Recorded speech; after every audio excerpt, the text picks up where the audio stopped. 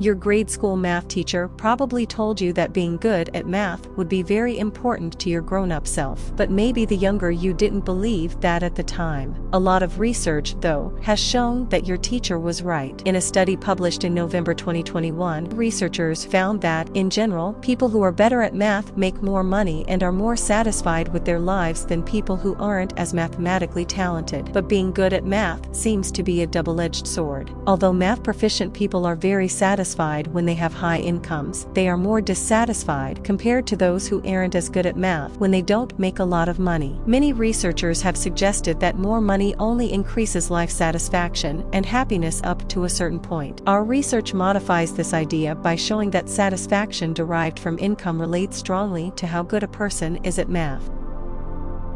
We investigated the relationship between math ability, income, and life satisfaction using surveys sent to 5,748 diverse Americans as part of the Understanding America study. The study included 2 questions and 1 test relevant to our research. One question asked participants about their household yearly income. Another one asked respondents to rate how satisfied they are with their lives on a scale of 0 to 10. Finally, people answered 8 math questions that varied in difficulty to get a sense of their math skills. For example, one of the moderately difficult questions was, Jerry received both the 15th highest and the 15th lowest mark in the class. How many students are in the class? The correct answer is 29 students. We then combined the results to see how they all related to one another. Math skills and income also are tied to level of education, so, in our analyses, we controlled for education, verbal intelligence, personality traits, and other demographics.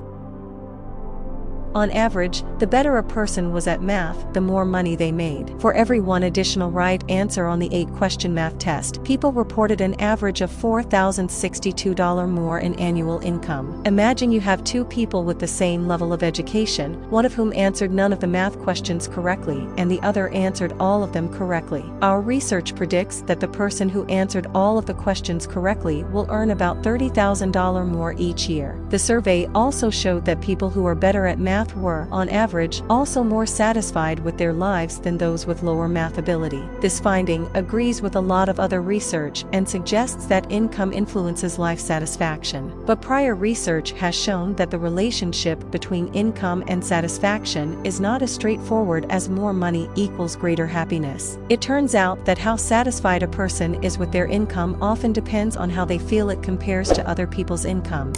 Other research has also shown that people who are better at math tend to make more numerical comparisons in general than those who are worse at math. This led our team to suspect that math proficient people would compare incomes more, too. Our results seem to show just that. Simply put, the better a person was at math, the more they cared about how much money they made. People who are better at math had the highest life satisfaction when they had high incomes. But deriving satisfaction from income goes both ways. These people also had the lowest life satisfaction when they had lower incomes. Among people who aren't as good at math, income didn't relate to satisfaction nearly as much. Thus, the same income was valued differently depending on a person's math skills.